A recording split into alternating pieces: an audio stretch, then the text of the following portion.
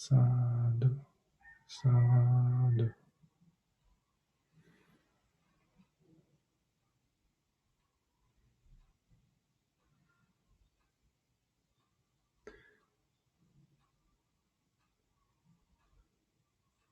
Success can be defined by how much consistent effort is being placed into this thing that is a goal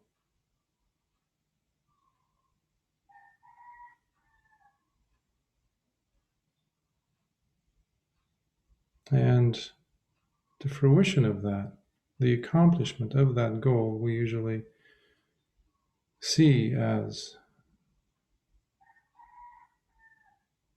success, successful endeavor.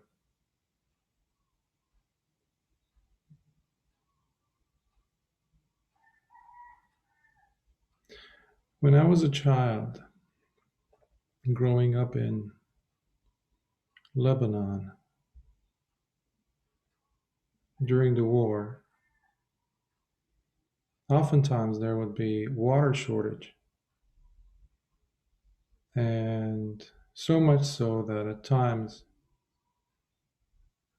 when we couldn't afford to get one of those water tanks, the trucks, to be brought to us, or there wouldn't be any available, my dad and then my older brother, and then when I was older enough and big enough to carry, we would go as far as about a kilometer and a half, to places where there would be a line of people waiting in front of this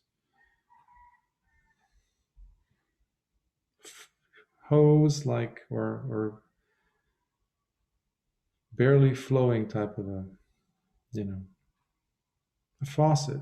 And there would be a line of people, and everybody would have their whatever containers they could manage, not just to fill up, but to carry back to wherever they came from. So I remember having these heavy duty plastic, 10-gallon here, 10-gallon here tanks that eventually somehow I would manage to get all the way to our building, which would be about a kilometer or so away. And then there were no elevators, so slowly find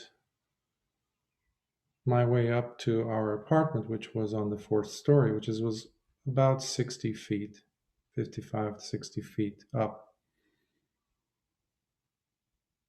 And then once I was there, or my brother or my dad, then you had to climb up on top of the counter in the kitchen, from where you would have, sometimes my sister would help me, grab hold of that tank, plastic, whatever you want to call it, and then lift it all the way up to where we had the reservoir for the house, for the apartment, and then dump it all in there.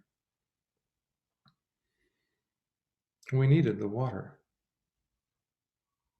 And we couldn't afford to spill, not even a drop, because, well, we had to go get some more otherwise.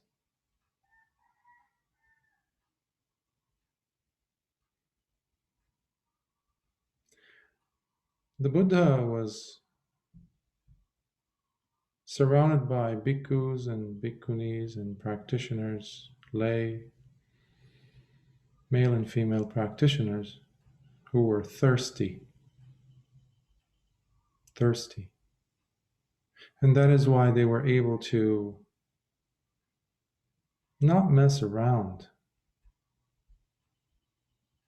with this life that they had. And that is why they were able to reach those goals, achieve success on the path.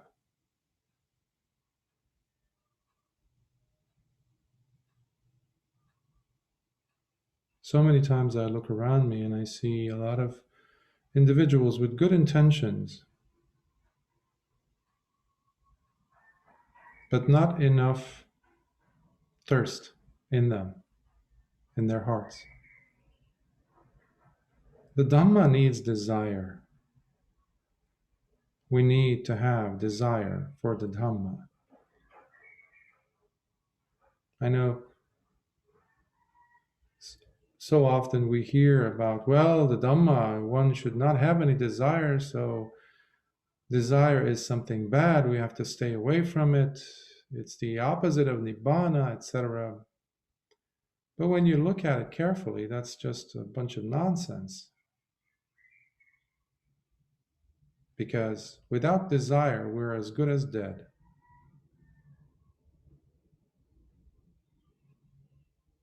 The question then is not having or not having desire, but towards what? In which direction is the desire pointed?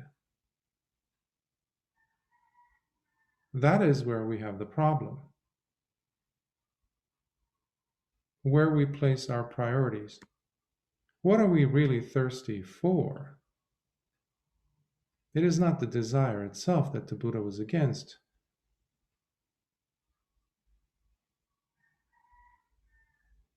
It is the unwholesome desires that we have that deplete us. It's like somebody coming over and drilling a hole underneath the tank that I was, the containers that I had with me.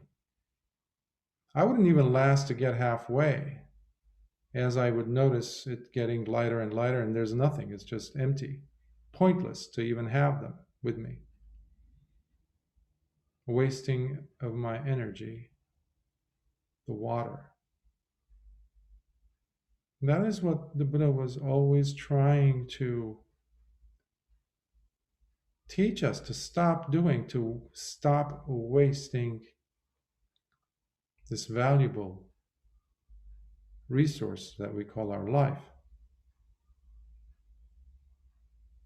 But the defilements will always be there. They never go out of style, out of fashion, let alone in their significance in our lives. We always have one or two or more or infinite amount of excuses to justify our procrastination, our delay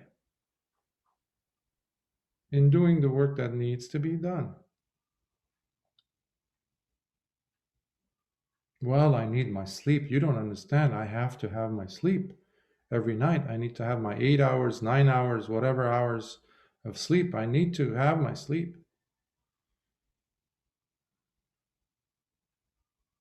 I need to eat my 3 meals a day and then some snacks. You don't understand. I need my calories. Otherwise what? Will you die? Really?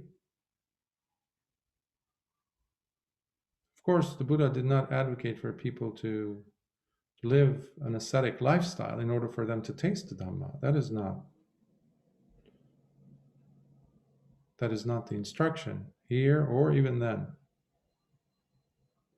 But to help us understand and really put the appropriate amount of emphasis on the things that we have to do, and then what has the primacy, the foremost position, what is the chief interest, the loudest thirst that we have in our lives. And for this, I encourage students, listeners, to not fool ourselves, at least.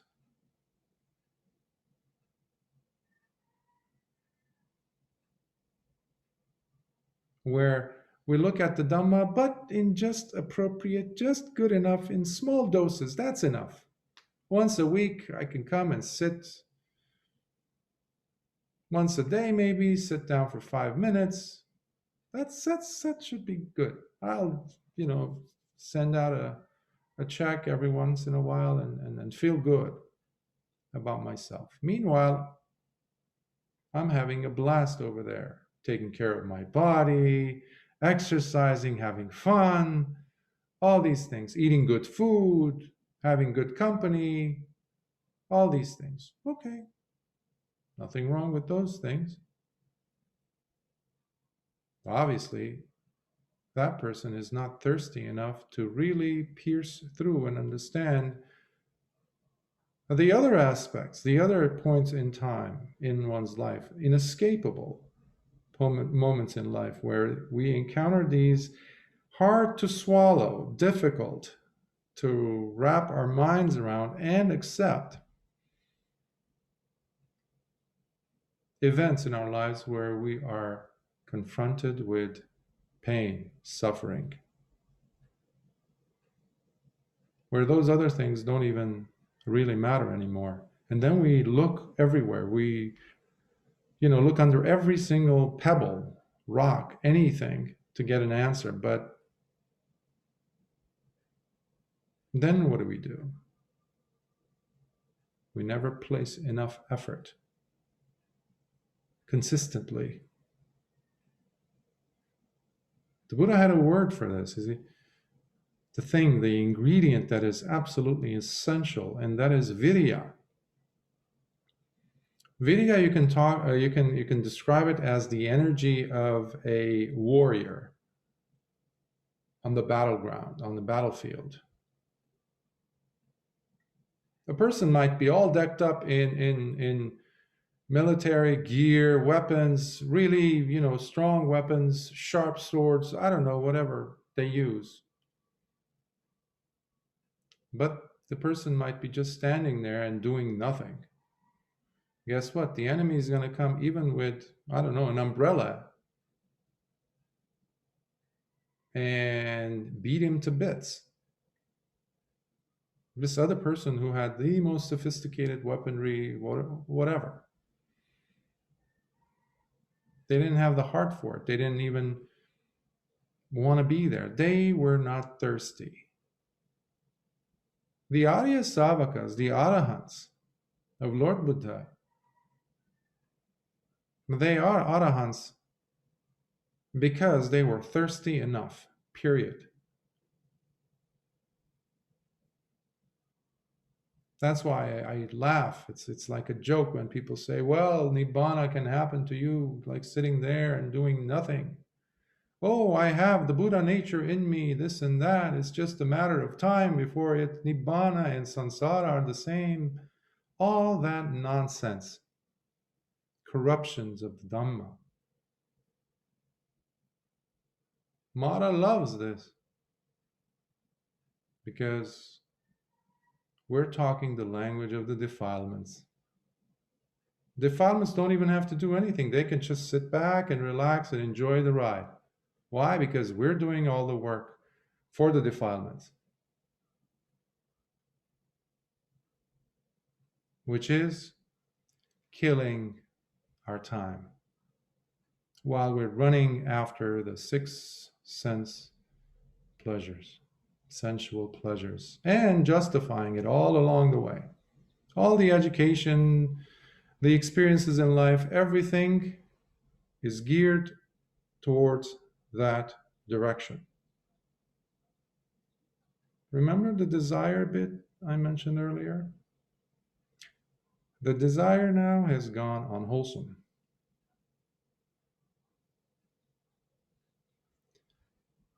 Years ago, I had a friend, and he owned a boat in, I think it was Newport Beach or somewhere. And ever so often, he would invite me over, and I would go, and he would give me the helm. I think that's what you call it. Once we were out in the open sea, open waters. And I would, let's say, mentally, I would just, or he would say, okay, let's avoid these two boats. One boat on this side, one boat on that side. And I was like, oh, piece of cake. I got this. So I would just hold it maybe with my, just a finger sometimes. It's like, okay, it's doing it. And then I would engage with the conversation with him, what we're talking, and my eye would be here every once in a while, just to see, because you're far away from the other objects, other boats. But I would be surprised, because even though I thought that I had the boat in control, the rudder was, the thing that guides. It requires constant maintenance, meaning maintenance in the sense that I need to make sure that the direction that I want is getting enough attention from me, meaning I am guiding the steering wheel, the helm, in that direction, which requires energy, vidya, which requires, in this case, desire, to have it maintain its course. That is not going to happen on its own. And that's what Lord Buddha was saying for 45 years. No one is going to do the work for you. So this whole business about bodhisattvas delaying their progress, it's a joke. It's just a big fat joke, because imagine saying that in front of the Buddha, let alone having the Buddha say that. Imagine when for 45 years his urgency was there always. You could see it, you can hear it, you can feel it everywhere in his words that do not delay. Do not delay. Don't spill the water. But Mara works in mysterious ways. And then we have corruptions of the Dhamma, where you have countless people who have lost those opportunities to attain because people have seen that it is okay to take it easy. Take it easy and pull back, just we can focus on these other things. The welfare of others. How noble is that? How can anyone deny that or argue that? I'm trying to change the world. I mean, it's really difficult to say there's something wrong with that. But the Buddha was very clear on that as well. Very clear. In the Book of the Fives, in the Anguttara Nikaya, where we actually have the most authentic statements that are available, not all of them 100%, of course, because human beings, when they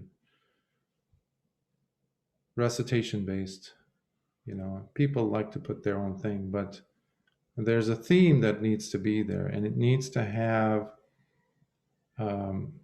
the ability to be validated to teaching, whatever it is, the sutta, this and that, this principle. If it stands all by itself,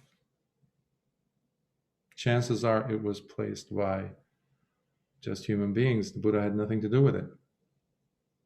Because there has to be corroborating statements, teachings in the whole 84,000 teachings, as they say, as well as in the Vinaya. So, coming back to the Anguttara Nikaya, Book of the Fives, the Buddha talks about the different types of bhikkhus. He's referring to bhikkhus, but it doesn't just refer to bhikkhus in a sense. So we can look at it in our own lives, etc. So he's highlighting the type of bhikkhu who works for his own welfare, but not the welfare of others. That's one type of bhikkhu. And the Buddha goes into explaining as to what he means by this, or by giving an example. he mentions how this type of a bhikkhu is someone who has faith, who has practice,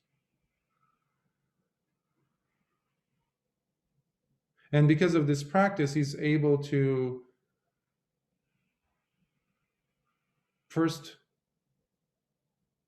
maintain his sila, have a virtuous behavior, have a virtuous character, be moral in one's life, live with principles, ethical principles. In addition, the person is also able to dedicate oneself to having a collected mind, the stability of mind that is reached, which manifests in the form of, let's say, the ability to attain the 4 jhanas. That's just one example. Another one would be to have the ability to experience release or liberation. And before that, to have wisdom established within him. And another one would be to work towards the release and to be able to identify. Jnana dassana, they say. Jnana dassana means to have the direct knowledge and ability to see, to know for oneself that yes, liberation has been attained. Okay.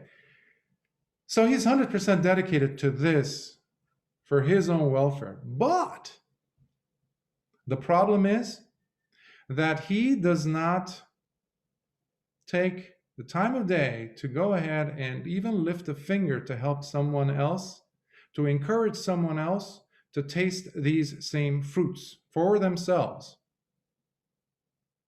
That's the part where he only works for his own welfare, but not the welfare of others. That's the one type of bhikkhu. The other type of bhikkhu is the bhikkhu who goes ahead and encourages all these qualities, tries to talk to his listeners, others around him, about the benefits of a virtuous life, about keeping the precepts, about being ethical, morally, anchored. All these things. Meanwhile, he's living a very immoral, non-virtuous life. While he's advocating for, yes, let's practice samadhi. Yes, you should sit down and practice for at least an hour a day, all these things. But he's not doing any of that, not even 5 minutes. He's advocating for sati. Yes, we should have this. They might be able to even give you the whole rundown on paticca samuppada at a drop of a hat. But when it comes to them pausing in their own time just to understand, nothing. They don't give it value, basically.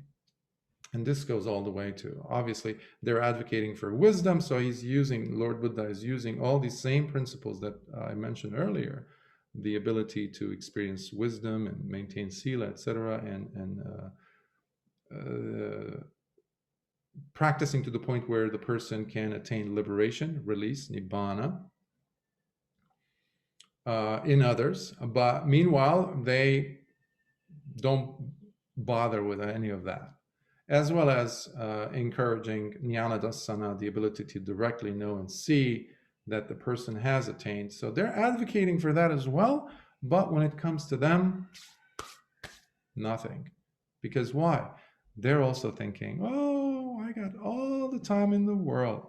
And plus, if it's not this life, man, and samsara is a long time.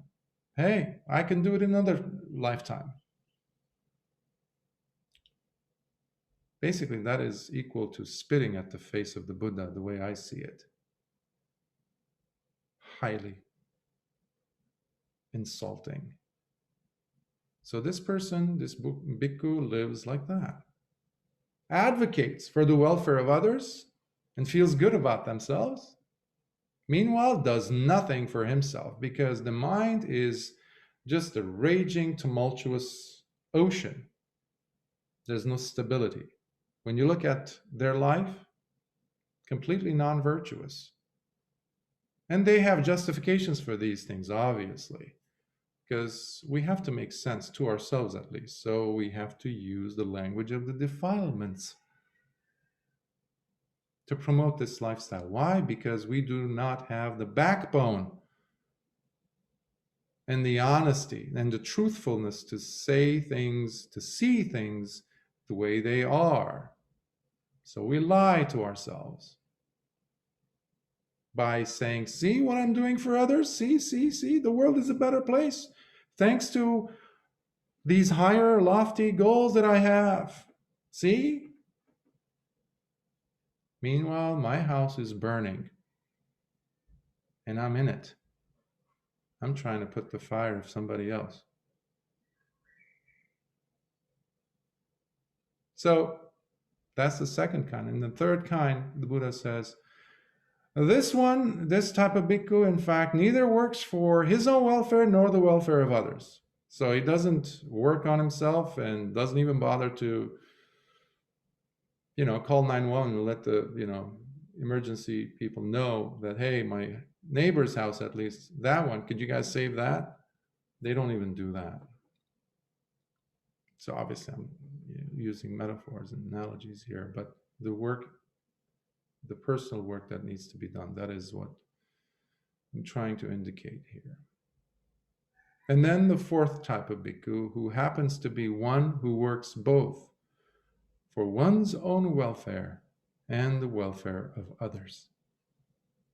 So these are the individuals who strive and have the desire to have a cleaner, purer life by maintaining their sila. And if there isn't any sila, guess what? They will muster it up. They will go wherever. They will knock on every single door. And they will face their worst nightmare within themselves as far as the defilements and all those fears that they have and justifications and the reasonings. They will face all those things, all their perceptions, all their wrong views specifically, in order for them to say, I am tired. I am just tired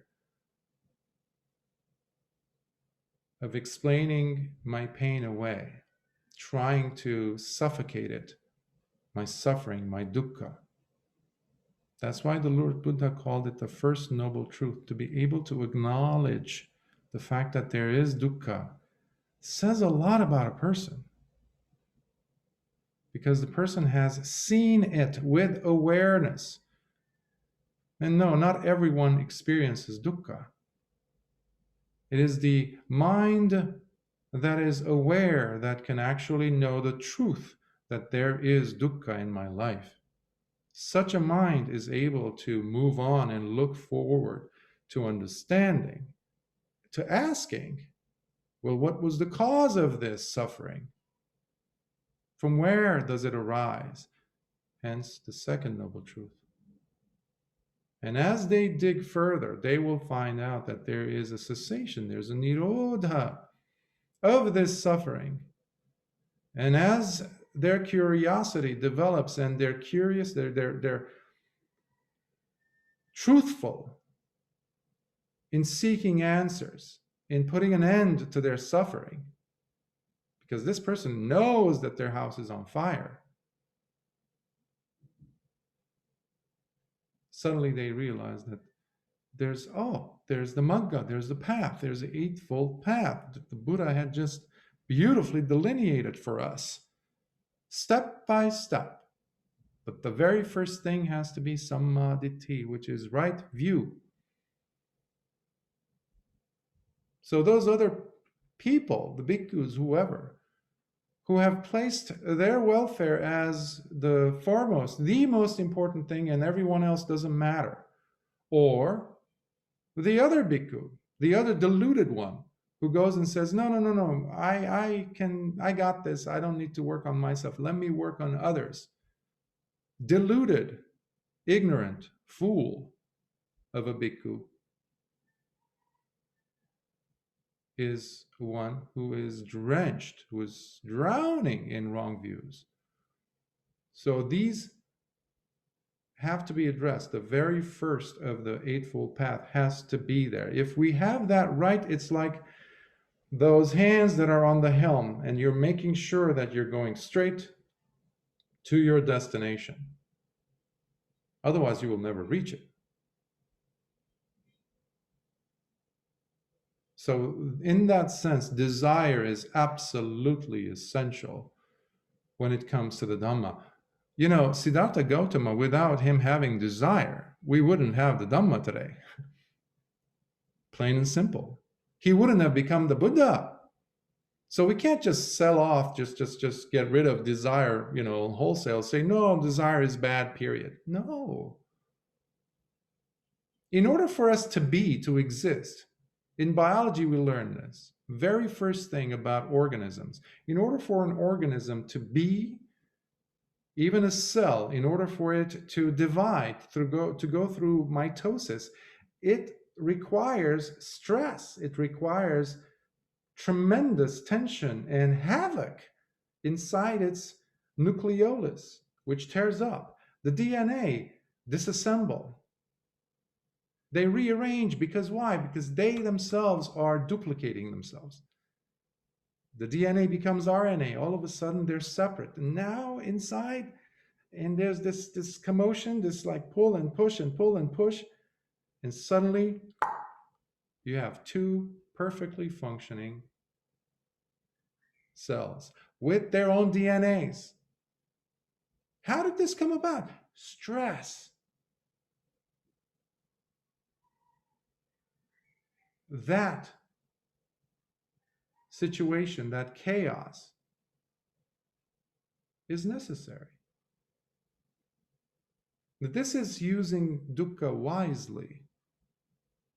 In that sense, dukkha is necessary in order for us to see that, hey, if I let the steering wheel go, it's going to have me smash against this other boat, this cliff, this rock.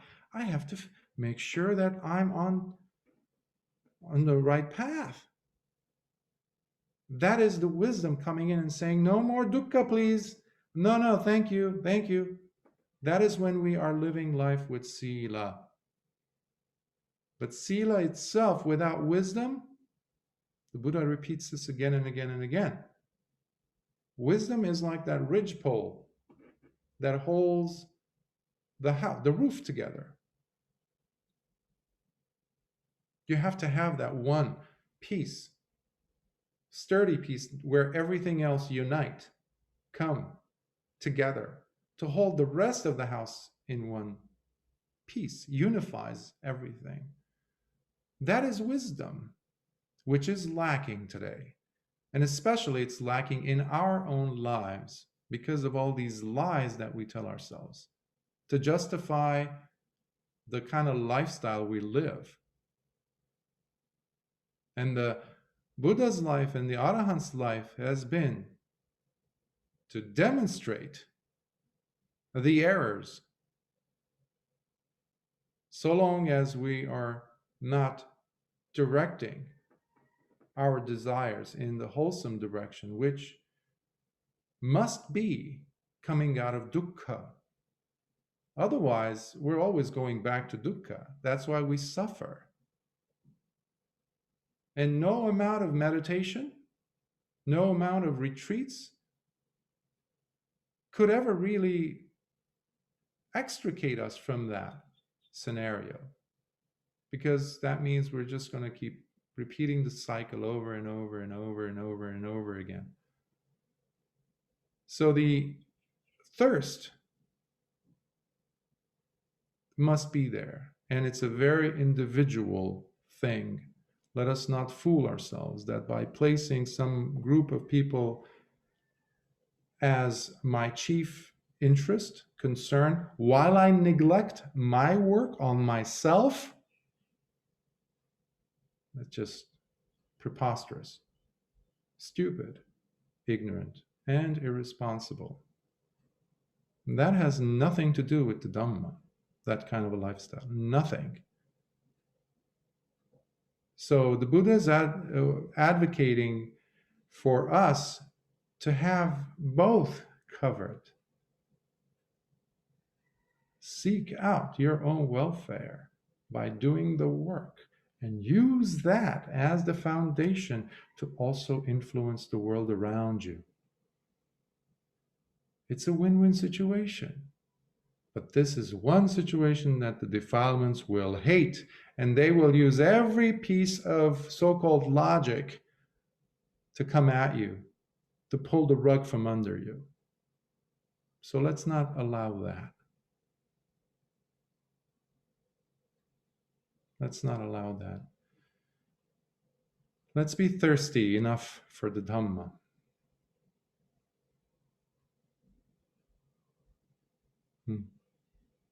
I will stop here and open for any questions, thoughts, comments you might have. Just go ahead and speak, please.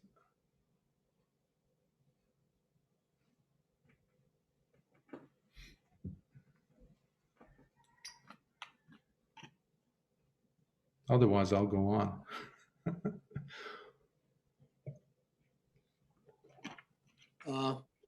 Thank you, Bhante. A little earlier, you mentioned when people wake up, there's different techniques for recognizing one's existence and the existence of, I guess, of the Dhamma, like tapping yourself or, smiling or this type of thing. And what I was wondering is, this is a silly question, but when you go to sleep, you don't know whether you will actually wake up to be able to do that. So sort of conversely or whatever, before you go to sleep, is there also a type of recognition or acknowledgement in case you do not wake up in the morning? And then, of course, if you don't wake up, you might not know that. So I think it'd be good to do something before you sleep as well. So I was just curious, was that just a silly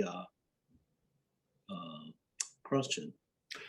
Oh, not at all. I think it's you also, by the way, provided the answer in your suggestion, which is to prepare something, doing something, the technique, doing it prior to going to sleep.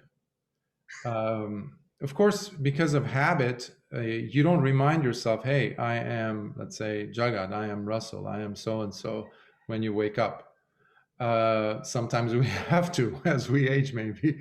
But, when you put your feet down from the edge of the bed, you don't say, oh, what are these? Or to get up, you don't even think about them, of course. So what is this? It's just a habit formation that has been, solid because of consistently having done it.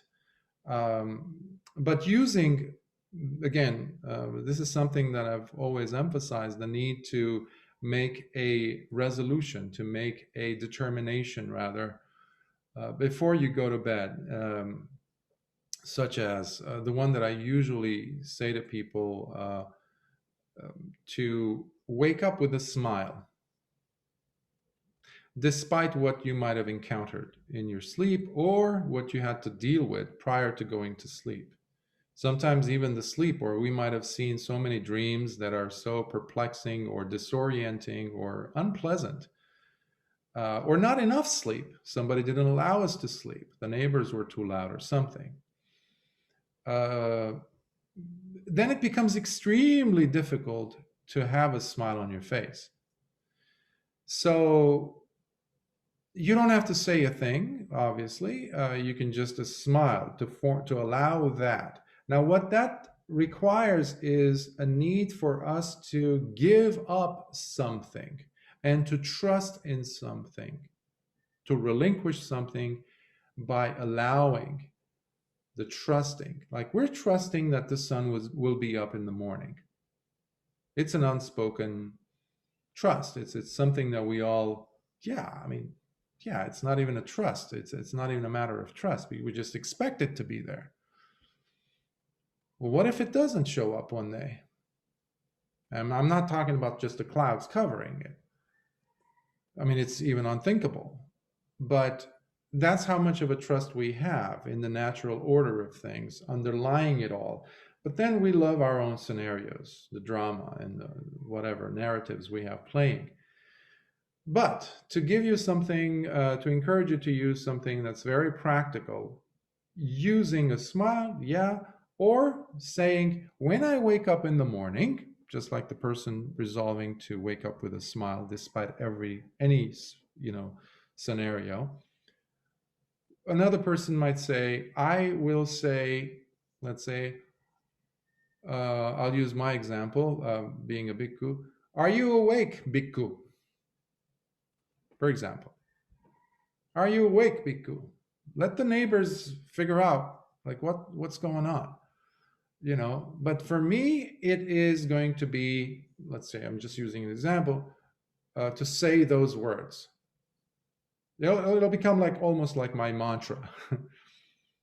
So, and I encourage you to be creative with this, but don't make it too ornate. Something very basic, something very personal, but not dwelling on some narratives.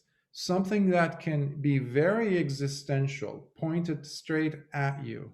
A smile, you don't have to have a special narrative. You're just smiling.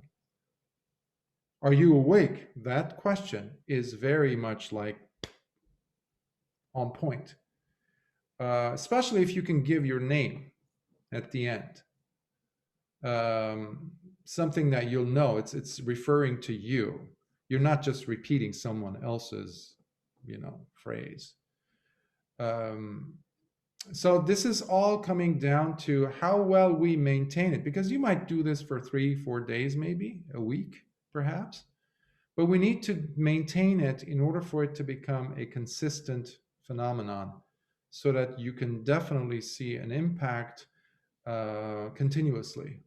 And no, it will never lose its impact. Like this smiling bit, I've practiced that for years. Sometimes just to play with my head, I say, no, a smile is not going to work in the morning or any time during the day. And then I'll just say, okay, let's test it.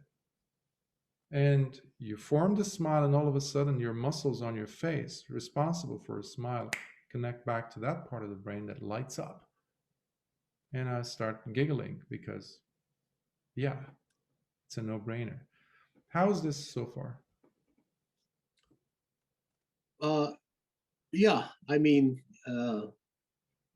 I think, as you said, and every individual can perhaps come up with something simple to, but I guess my question was sort of like, since, I mean, a lot of people have read the Tibetan Book of the Dead, and they talk about, I don't know, maybe they talk about step 17 or 18, I forget which. And I'm kind of asking about, so, whether it's myself or other people, if you don't wake up, then, you would like to have something in your mind the minute before that, it's kind of like when I'm in an airplane and there's a lot of turbulence, I usually chant something that's Buddhist, just so that in case the plane falls, I'll have something in my mind rather than, a television show or something. Do you mean for the sake of your next destination, shall we say? Because you mentioned Bardo and then possible. Oh, yeah, for the next destination. I see. I thought it was just to wake up in the morning. That's what. No, but it's kind of connected, because, a lot of times, when you wake up, then you realize that you can't remember anything, or you're in a very deep state. Yeah. That's what I was sort of asking. Just the thing that needs to be always there, always, is self-generated.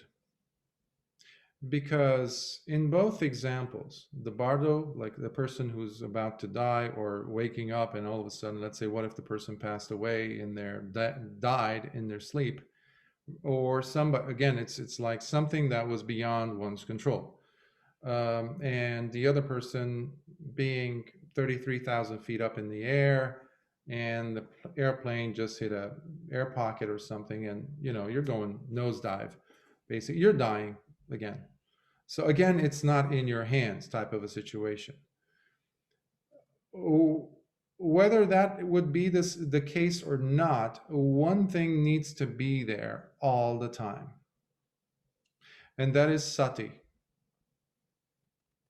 Sati. Because sati is that spotlight that sheds light on what is occurring in the mind, because ultimately that is the only thing that you can have control over, your attitude towards the things that are occurring or about to occur. So long as my eyes are directed outward to outside circumstances, outside situations, then it's like being on the outer circumference of a tornado, or especially of a hurricane. You're going to be slapped around. You're going to be a victim in the hands of situations. So the tornado, or especially the hurricane, has the eye of the hurricane where there is stillness. That can be used as a metaphor here. The sati has to be there. Because if there is no awareness of what's happening to my body, you're going to be, along with everybody else, hysterical in the plane. You can chant, but you can be chanting hysterically. And you might be in any bardo state, and you can be hysterical in that state, and that's why you're going to be spiral down to lower and lower realms, because the mind is like this. And that is, at the very least, that is why we practice, to make sure that we can carry over whatever we're tasting, the stillness that is being produced through the meditation practice. That's why we also do walking meditation, because it transitions from a still position, stationary position, to a dynamic position where the body is moving in space and time. So that's why we need to bring in sati, instead of waiting for sati to happen in those critical moments where, hey, I'm on my way out, so might as well have this whole Buddhism thing pay for itself somehow. Let me chant or this. No, those are powerful moments where your practice could really skyrocket, but they will not happen, in my opinion, with chanting with an absent-minded state, mindless state, because there's a lot of fear there. No. Mindfulness has to be there. And once it's there, it's like, I've given the example in the past where driving in the pitch darkness at night. Well, how are you going to drive? How are you going to steer use the steering wheel if there's no headlights? So sati is the headlight. Oh, now I can see where I'm at. Okay, but that's not enough. We need what? The steering wheel, which is what? Wisdom, paññā. So we need both sati and paññā. So whether it's in bardo, whether it's at in an airplane, or whether you're at Costco, it really doesn't matter. Have these two be with you. They're the most important parts of you. They're more important than your actual eyes, your arms, your hands, or any appendage in your body that you hold so valuable. Because those can falter. And those will fall. Those will oftentimes take us down with them. But the other two, sati and paññā, that is your ticket out of samsara. Those two, that twin. So yeah, I hope that was helpful. Any other thoughts? Thank yes, you. of course. Mm-hmm.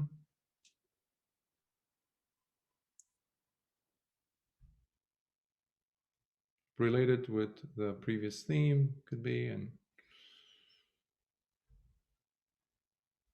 or the main topic of desire.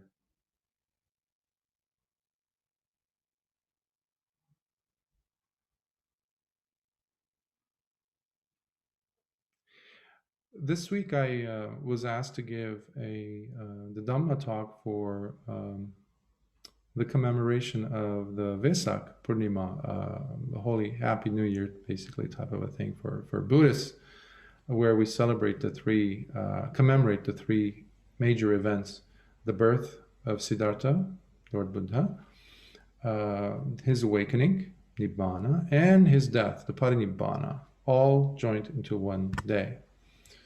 And again, the topic had to do with bringing up the sense of samvega, the sense of urgency.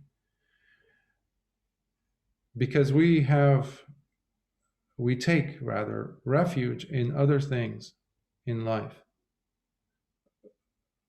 We take refuge in our technologies, in our relationships, in our bodies, in whatever, in physical health, etc. But when it comes down to it, do we really take refuge in the Buddha, Dhamma, and Sangha?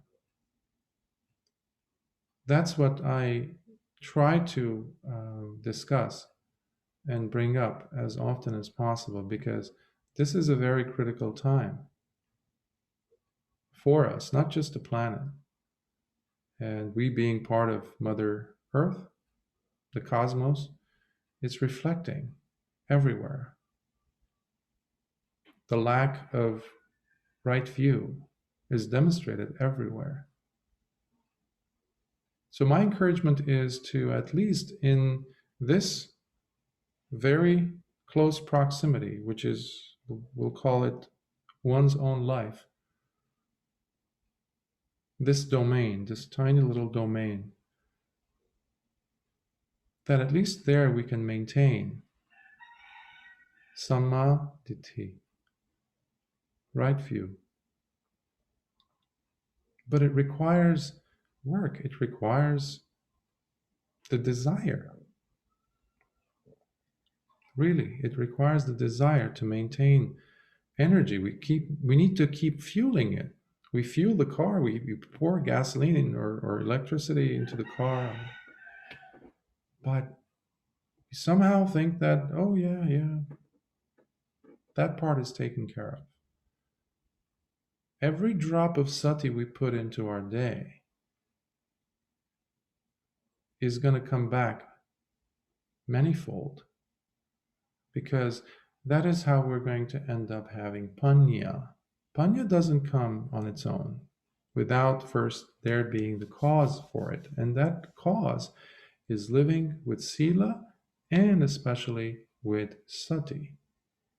These two inevitably lead the mind to experience higher and higher states of wisdom, of understanding, things that were not seen prior. That's why they're called insight or vipassana,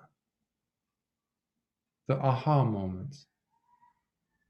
So that is my encouragement, for us to have that as much as possible. And if there isn't, if we're in like a dead zone, if there's just like nothing happening, it's very arid, the day, or we're feeling off, becoming cognizant of that as well.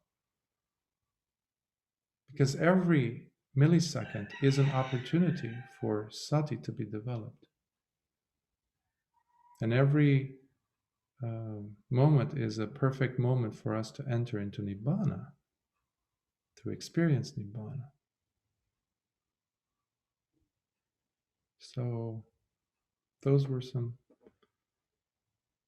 further thoughts on the matter.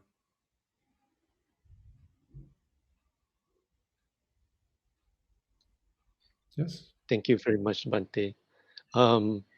As I recall, a couple of weeks ago, I was confessing to this group that I used to smoke all day and drink all night. And during those days, now that I recall, the first thing I wake up in the morning, I'll reach out for a cigarette. And well, I also recall that in order to quit smoking, there has to be a intentional desire. It can never happen accidentally. It will never happen accidentally. For example, if I were to wake up one morning and to find that I happen to run out of cigarettes, I mean, that alone is not going to cause me to quit smoking. I'll simply rush to the nearest convenience store to get more cigarettes to sustain my habitual tendencies. So it's just like sati and coming to the Dhamma. These are things that probably can never happen accidentally.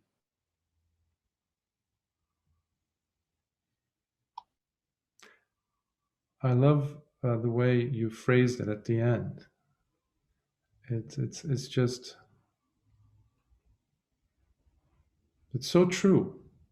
It's so true. Sometimes we take it for granted that yes, we are sitting here, we're joining in, once a week for a few hours, even if the sitting is not that good or whatever. But you're here. You're here and you're listening to a Dhamma sharing. You're thinking about this. You're doing your best to practice. And some of it remains during the week. It reverberates, ricocheting within your brain. That doesn't happen. Sometimes we think that, oh yes, that's the norm. No, it's not. You don't have to take my word for it. Look at your life in a previous decade, perhaps. Sometimes we never give ourselves due credit, especially when it comes to the lifestyle choices between now and previously. So I say this oftentimes to patients who come in with self-disparagement and self-critique with the imposter syndrome, etc. And after I listen to them carefully, so I have plenty of data that, thanks to them, they've shared with me. So I go back and resort to those, and I just point those out. But I say, didn't you say that you used to do this many times a week? And now it's unthinkable for you. Yeah. Okay, hold on there. We need to acknowledge this. We need to celebrate this. That took a lot of energy from you to stop smoking. I know, because my mom, she actually struggled to stop smoking, and she didn't even want to smoke in the beginning. The neighbors got her interested, and she's like, okay. And then slowly, her stress in her life, this and that, and all of a sudden she was like really addicted. So then finally she did quit. I mean, she would cry, this and that, she would have withdrawals. But you having stopped it, to me, that says so much. And because of the effort that you put in, you can actually now come forward and describe that it takes energy. It takes effort.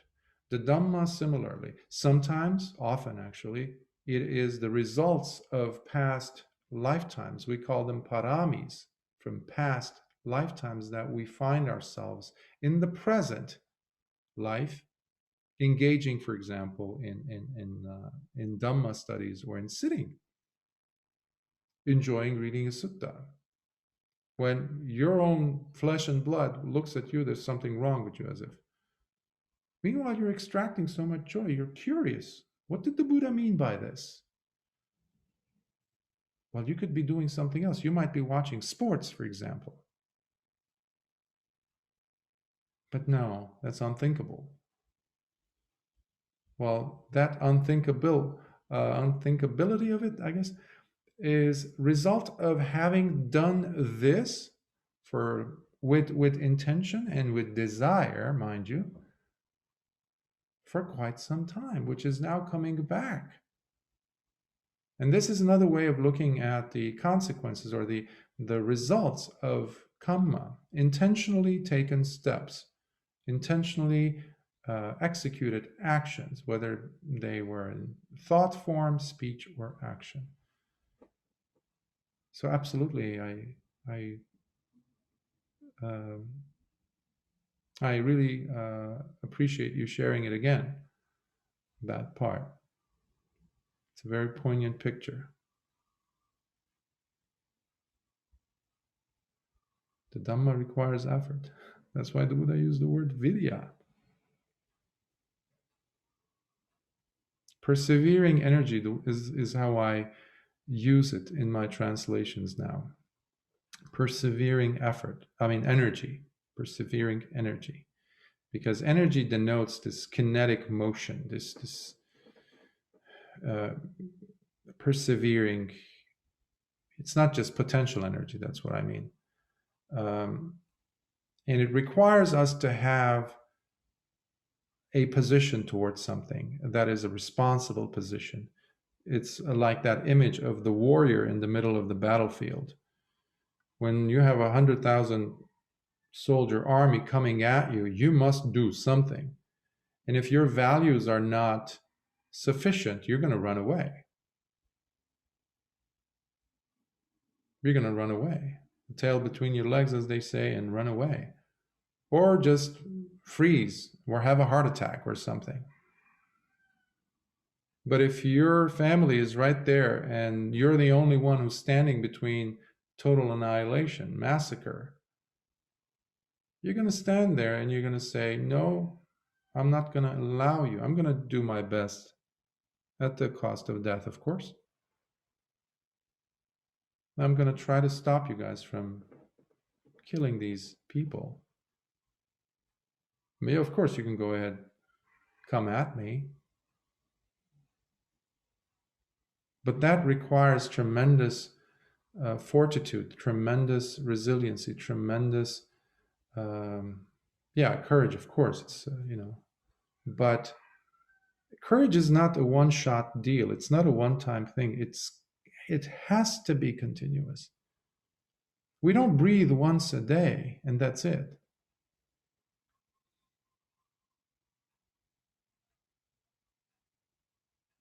So sati also, it shouldn't be just, I was mindful today in the morning, in between, 16 seconds and 18 seconds, I was like, for those 2 seconds, I was like, wow, you should have seen me. It was like the mind was just so collected.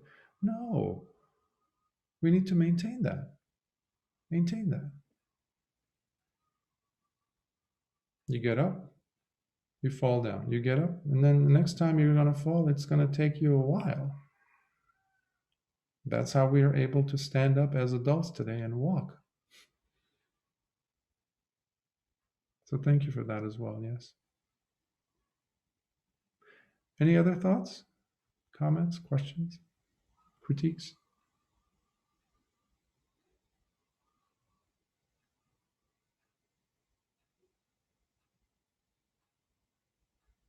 Okay, so I think, for next week's session, that will be the Sutta exploration series, finding our way out of suffering thanks to the suttas. I think that's what the subtitle or whatever it is.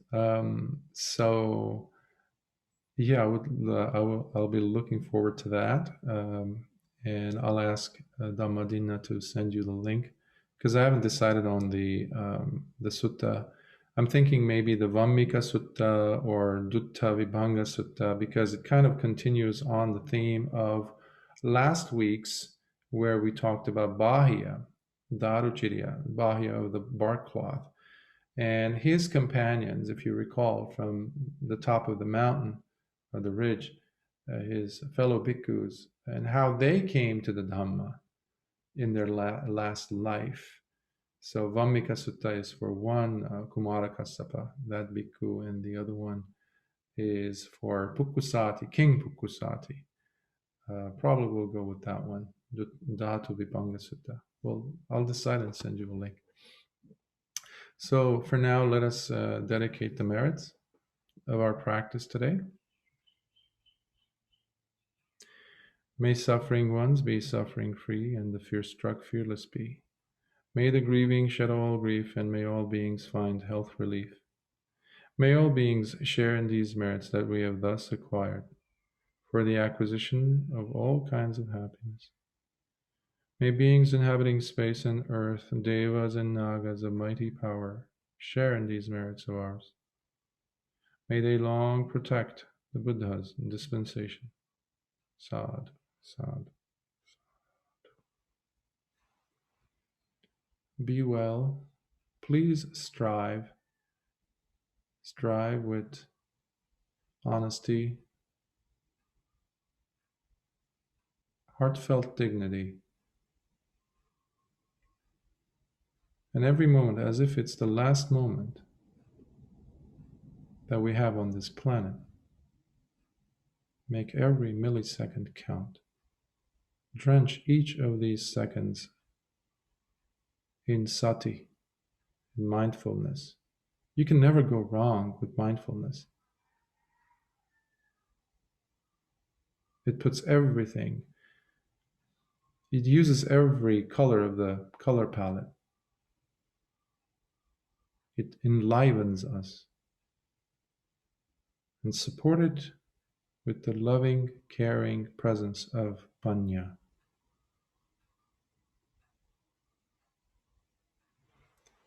Blessings of the Triple Gem be with you. May you be well, safe, healthy, and happy. See you next week.